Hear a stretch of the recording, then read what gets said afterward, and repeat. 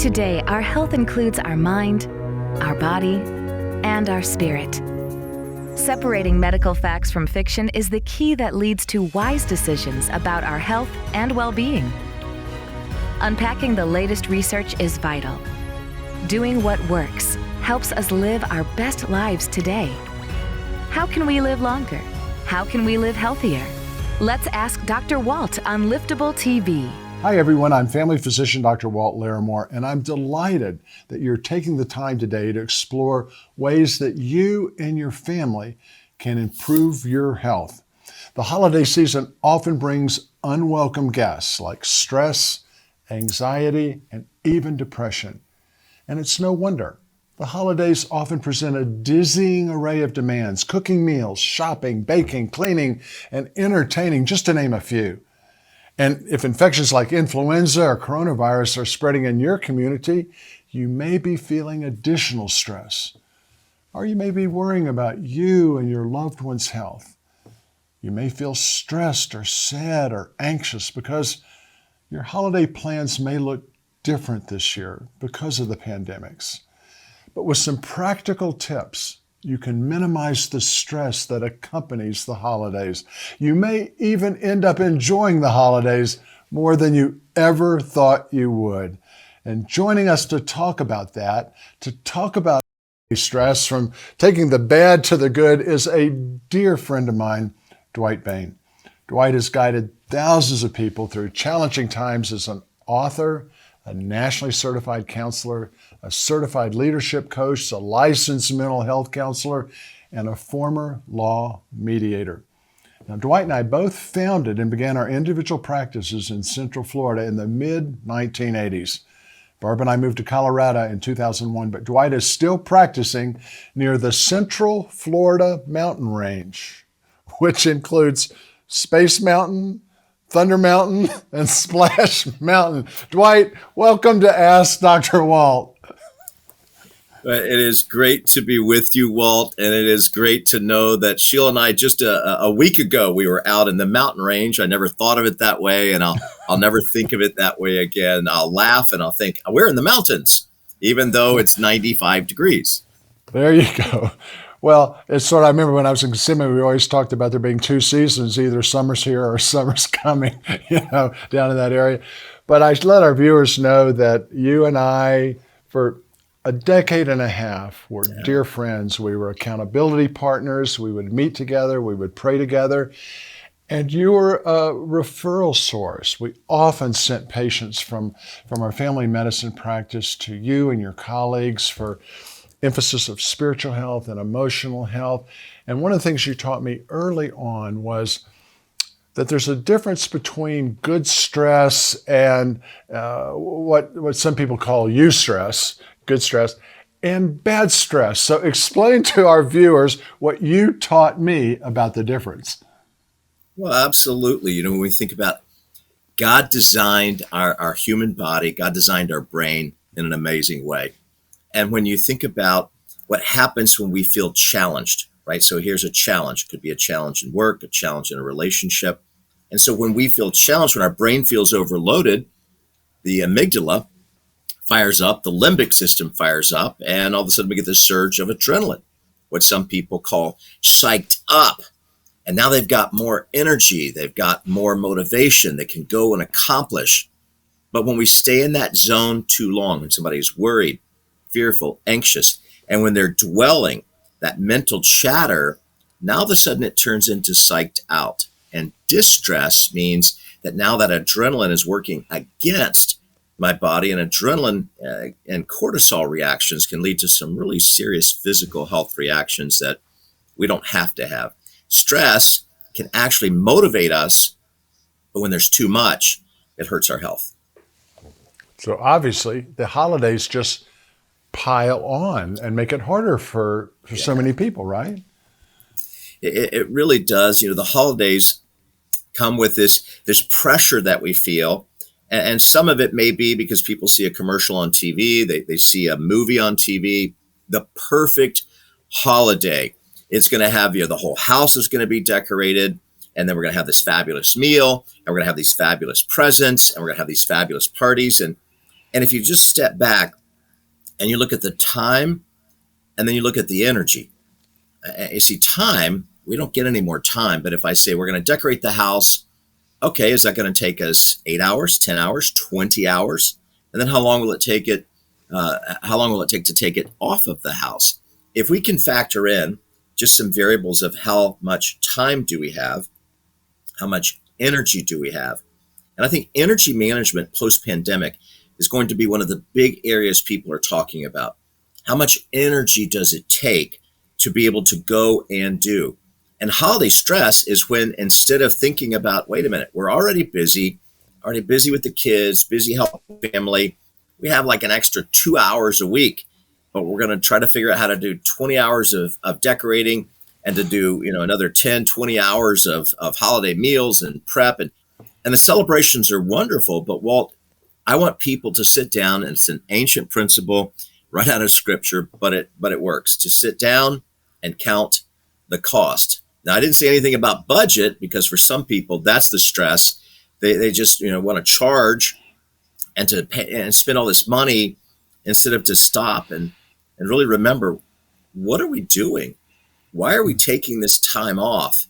It's not to try to make our lives more stressful. It's hopefully to remember what the angels sang to the shepherds one night so long ago: peace on earth, goodwill toward men. And for some people, their holidays are anything but peaceful.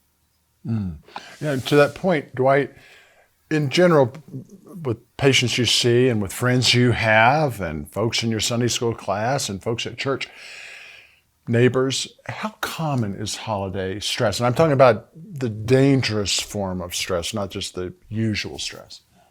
Yeah, it's a great question, Walt, because everybody feels a little extra pressure. Now, remember, the holidays, stress is not our enemy. Stress just means here comes a challenge. What I do with that challenge, what I do with that stress, right? For some people, here comes something, that's stressful. I got to go to the airport and pick up our daughter and do all that. And it ends up being exciting. And we stay up till 3:00 in the morning talking and catching up. And it's just wonderful. When it's on overload, how common is that? Sadly, it's more common than ever.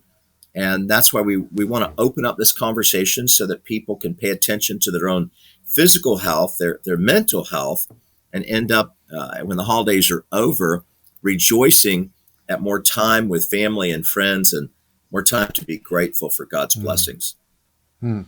It's our second Christmas going into a pandemic Christmas.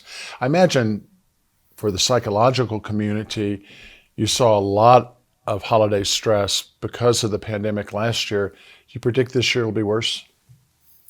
This year's going to be interesting, Walt, as I study the trends. Last year was you can't go visit aging relatives. You really can't travel. So last year was a lot of isolation and a lot of celebration, because people said New Year's Eve 2020, it'll be behind us and it'll all be gone. And then there was a tremendous letdown on New Year's Day in 2021 when they realized this is going to be around for a while. I think what's going to happen this year is we're going to see two groups. One group that say, I'm not going to pay attention to my health. I'm tired of being locked up. I'm just going to go out and take my chances. We're going to see another group. I think they're going to be extremely cautious because they've known people at this point of the global pandemic. We're coming into 2 years, and they've known people that got sick. They've known people that died, and they're going to be just very hesitant. And here's what I'll say, the good news in the middle of these very challenging times. This isn't new. When scripture was written, there were challenging times, and the focus was not on the celebration in my community. The focus was on God. In the most difficult of times, my faith can actually grow stronger. And so whether people can travel, be with friends or family, or they just do things virtually on a video conference or FaceTime like they did last year, if we can remember that, like an ornament that Sheila has on the tree, Jesus is the reason for the season. If we can just stop and say, Lord, I can't control what's happening in the world, but I can control what's happening here by your grace. Jesus taught sufficient is the day for the challenges in Matthew 6:34. And if we can just focus on God, help us today, it will take a lot of that holiday stress, a lot of that holiday pressure away, because now I'm putting my focus on being able to worship the Lord. And that really is the greatest reason for the season. Well, and those mercies are new and they're fresh every day. And I want to get into some of those how-tos. That's going to be very, very important. But a couple other just general questions. In the patients that you see, the clients that you counsel, Dwight, what's the difference in holiday stress and holiday blues? Is there any, and do you handle it differently? Yeah, it's a great question. Well, it's a great observation because I want people thinking about their kids, their family members. Holiday stress, think anxiety, worry, trying to get everything done, hustle, bustle, run, go. Come on. We've got to hurry. We've got to get to the church cantata, right? So that's stress, more anxiety producing. Holiday blues, on the other hand, we're going to see a difference in mood. And we're going to see an individual who's maybe looks more depressed and they're feeling deep sadness. They may have a sense of unable to really get involved. I don't want to go. And for some people, when it starts to go into clinical depression, we're going to see they don't have the energy to shower, basic hygiene. They don't want to be around people. And so holiday blues, and for some people, it's because of an organic or a medical condition. But holiday blue is much more serious, and that's the one that can become more life-threatening. In both cases, I want people to say, is it more worry-based? That's stress. Is it more blues-based? Then that may go into depression. Either way, we want folks talking about what's happening around them and talking about what they're experiencing emotionally. You mentioned kids, and I think that'd be a good little quick bunny trail are our children impacted differently when it comes to holiday stress than adults? Well, I'm glad that you asked, and I like taking a bunny trail because this is an important trail to take. Sometimes people will say, well, kids are resilient as they're making all these adult decisions, and that is absolutely not true. Children are not resilient. Children learn resilience by watching their parents. They learn resilience by watching their teachers, their grandparents, the people around them at church. And so here's how it works with kids in any part of the country. If the parents are okay, the kids will be okay because the kids are watching. Mom and dad have slowed everything down. They said this year, kids, because of what's happening, dad lost his job. We're going to have a really simple Christmas and it's going to be great. It's going to be wonderful. We're going to be together. We're going to be able to, go online, catch up with some relatives, and we're just going to have a nice, peaceful, calm time. When we can have those conversations from an adult level of here's what our home is going to be like, and it's peaceful and it's calm. I think during these really stressful times, I hope a lot of people will think about a simple country Christmas. You talked about that in Bryson City and in Kissimmee.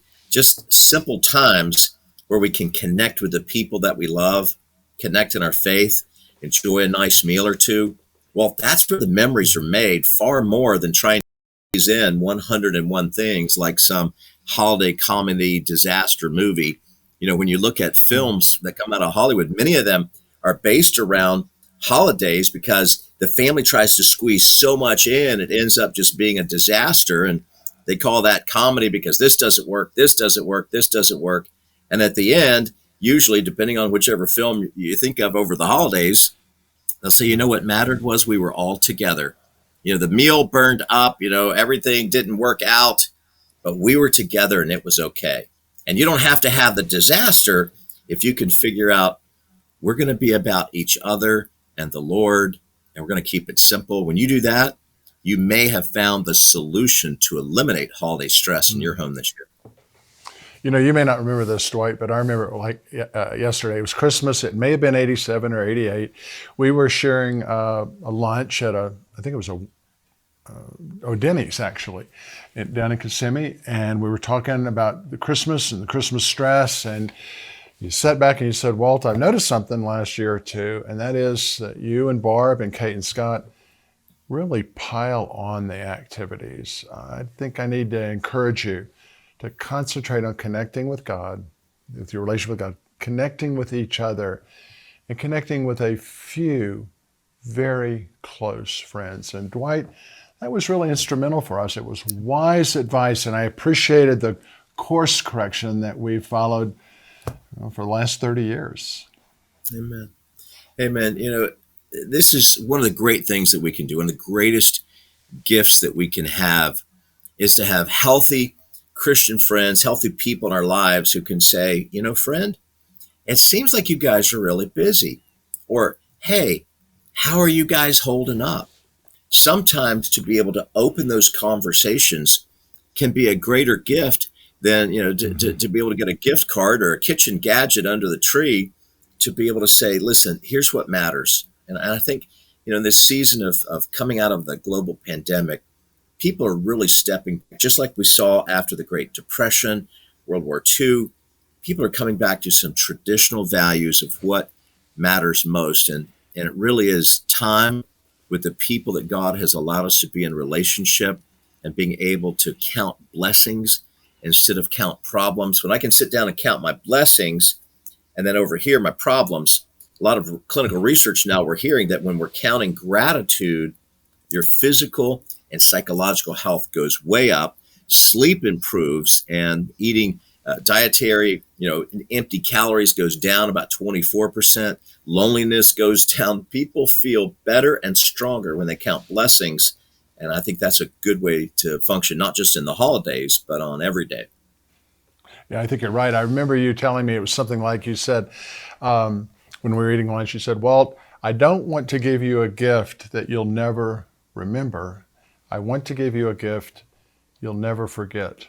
And that advice we've not forgotten. In fact, it may have been that same year, Dwight, that we were talking with the kids about gifts.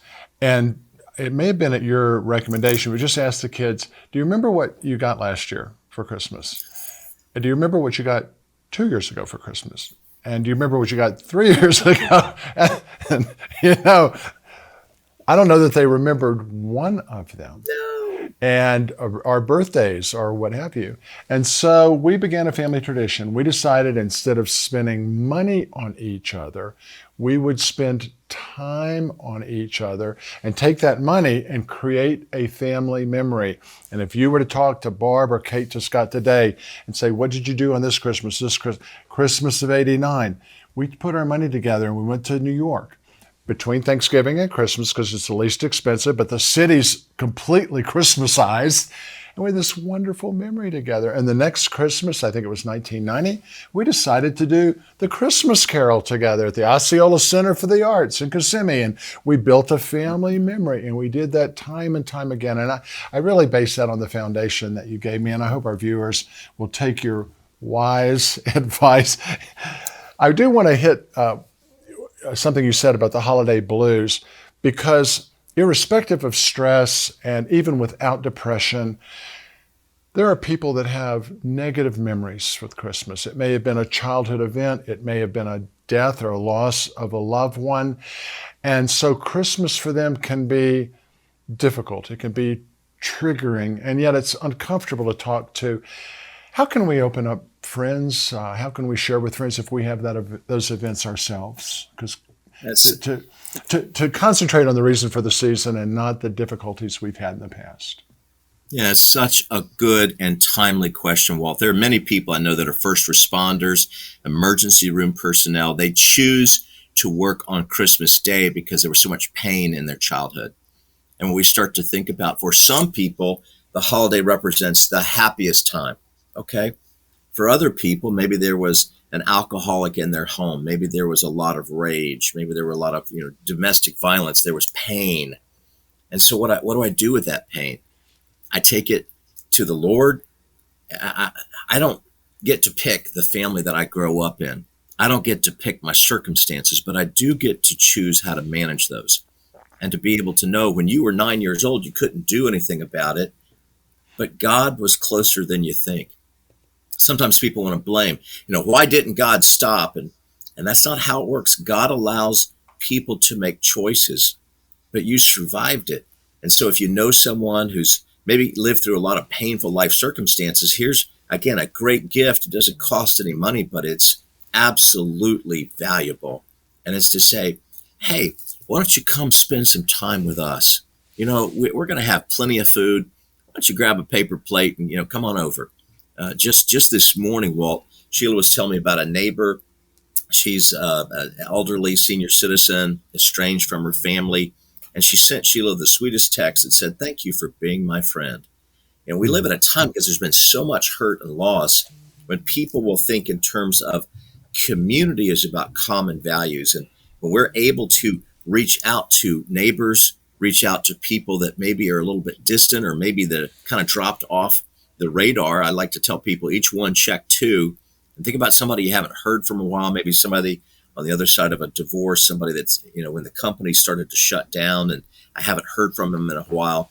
This is a wonderful time of year to reach out to somebody that may have had a lot of hurt, pain, loss, and we can be God's healing instrument to say, "Hey, I wanted to check in, see how you're mm, doing. I wanted to let you know that we're praying for you." I did that yesterday with a local friend. I don't get to see him much anymore, but somebody said, he had COVID, and actually checked Walt. He was in the hospital. He's doing mm. better. He's going to be discharged this weekend, but he's not a believer, but just reaching out, letting him know. And he said, "Your prayers are helping me so much. Thank you for praying for Wow. me, for my wife, who also has COVID. She's not hospitalized." This is a time in these dark times, we can let the light of God's love shine through Mm, us in small actions, which are more valuable than a gift card to a department yeah, store, because people will remember these little acts of kindness, these what some people call ARKs, acts of random kindness. yeah, And if I practice those acts of random kindness on this holiday season, maybe next Christmas season, there'll be some new believers in God's family, not because of anything other than they said, "I want the faith that you guys have. You all live different. mm, Please tell me how you're able to show so much love and kindness in these difficult times." And yeah. we can just simply say, "It's not me, it's the Lord." Those acts of relational kindness. You did mention people that went through trauma in the past at the hands of an alcoholic. That also brings up the uncomfortable but important subject that there are some people that try to medicate their pain, medicate their stress with substance abuse, alcohol abuse in Yeah. holidays. I imagine you see that not infrequently, even among people who are followers of Christ. Yeah, it really is. You could almost say it's epidemic level because, I mean, picture people are feeling so much pressure after almost 2 years of global pandemic. And they feel all this pressure and they think, okay, I want the pressure to go away. Makes total sense. But alcohol or drugs, substances, doesn't make the pressure go away. It pushes it down, and it comes back with a fury. And so that's why every family, my family, every family that I know, there's someone who's feeling this, and we all know who's prone to use a substance or an addictive behavior to try to make the pressure go away. The issue isn't, the drugs or the alcohol. In my experience, the pornography, the gambling, the issue is the pressure. When we can help people deal with the pressure and they're able to take that pressure to a safe place, so much addictive behavior and dangerous behavior melts away, because it wasn't that they were an alcoholic. It was they didn't know how to deal with everything happening in their life. And I'm right there with them. I understand. We've never lived through something like this before, but by God's grace, we've lived this long. And when we're able to help each other, to be able to say, sometimes I feel all this pressure. Let me share with you what we do to be able to have a greater support system, to have coping skills, to have daily rituals and routines. And that really does start with some time in God's Word, some time in prayer, and some time in simple thanks for what God has done to carry us this far in life. You mentioned taking time, and during the holidays, I found that quality time only occurs within quantity. Those walks, and those meals that you mentioned. So let's get practical. In the last couple, not that we haven't been practical, but Dwight, what are some tips that you give your patients, your friends, the physicians that you're mentoring, to minimize that holiday stress? Give us some one, two, threes that we could think about and pray about this holiday season. Yeah. So one is to remember it's not about this expectation that we're going to have this perfect, wonderful. You've got to take perfect and throw that out the window. There is none perfect, no, not one. And sometimes if it's been really busy and hectic, so we control our expectations. And there's something that we have to do every day. I do it every night when I fall asleep, is I remember I'm surrendering. I'm going to close my eyes. I'm going to trust the Lord. And I'm going to, just close my eyes and wake up the next day, or, Lord willing, wake up the next day. If I can surrender my expectations and surrender trying to make it perfect, right? And so that's an internal choice. And to be able to dial that down and then talk to the family instead of, well, here's the 5 things I'm going to buy for this person, the 3 things I'm going to buy for that person. I really encourage people to stop and have conversations, healthy conversations. What are we trying to do? Who knows if we'll have another holiday season together? If we've learned anything through the global pandemic, it's nothing is forever. The Lord is forever, heaven's forever, but on this earth, there are challenging times. And I'd love to see people opening up those healing conversations. I think that'll take the perfectionism, put that over on the shelf, and it'll take the expectations down from, I want to make it like some Hollywood movie. And Walt, from being on so many television sets, there's 50 people making that Hollywood movie look like it's a perfect meal, and they're spraying stuff on it. It's not perfect. It's not real. And what's real and what matters is relationships. And when people are rich in relationships, they will have the greatest gift of all. Great advice. Something you advised us a long time ago is limits too. I remember at one point, I was complaining to you about 15 parties, and you said, well, Walt, that's your choice. I said, well, no. People invited me, and you said, no. Go into Christmas and say, Barb, we're going to do 3, or we're going to do 2, or we're going to do 1. But whatever you do, and when the 4th one comes along, I'm able to say now, I wish you'd invited me early. The schedule's full. I just don't have the bandwidth. Thank you so much, but I need to take a rain check, or here in Colorado, a snow check. Same thing on the budget. It's not unlimited, and how do I pick gifts people won't forget instead of gifts that they will forget, and to center on that relationship with the Lord and the relationship with friends and family. Critical. Think about it, Walt. When people, if they would sit down and write a letter to the people that they love of how much they matter, right? Just writing down. Kids would keep that forever. Grandkids would keep that forever. It would matter, and it's pen and paper.